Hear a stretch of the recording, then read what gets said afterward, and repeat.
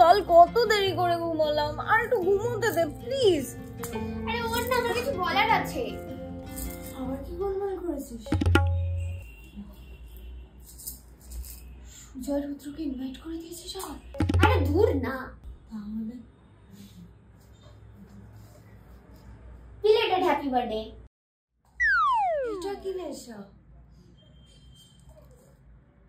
কালকে তো কিছু করলি, আবার আজকে এসবের কি দরকার ছিল? আসলে মা বলে জন্মদিনের দিন তো সবাই উইশ করে আর প্যাম্পারও করে, কিন্তু তার পরের দিন আর কেউ মনে রাখে না।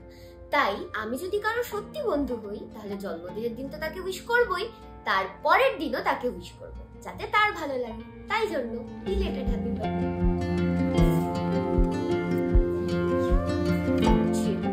You are an angel to me. ও তাই? Yes, darling.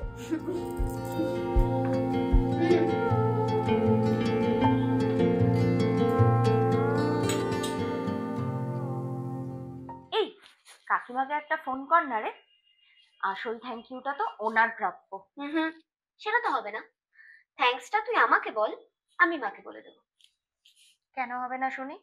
মা তো নেই। নেই মানে? চলে গেছে তো। কোথায়? সেই ছোট্টবেলায়।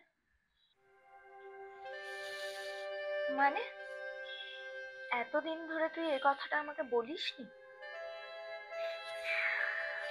সেই কথাটা যদি আমি তোকে বলতাম তাহলে কি মা ফিরে আসতো? পারলি? আসলে কি বলতো, আমি যখন মাকে খুব মিস করি তখন আমি সেই কাজগুলো করি যেগুলো মা থাকলে করতো। আর কালকে আমি মাকে খুব মিস করছিলাম। আসলে ছোটবেলা থেকে মামার বাড়িতে বড় হয়েছি তো, তাই আমার জন্মদিনে এরকম কেউ কিছু কোনোদিন করেনি, কেউ পায়েস বানিয়েও খাওয়ায়নি। তাই আমি জানি জন্মদিনে মা পাশে না থাকলে কতটা একা লাগে। याद भी तुझको आना पाऊं माँ।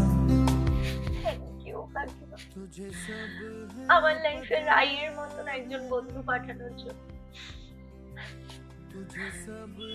Actually, you are the angel. मेरी माँ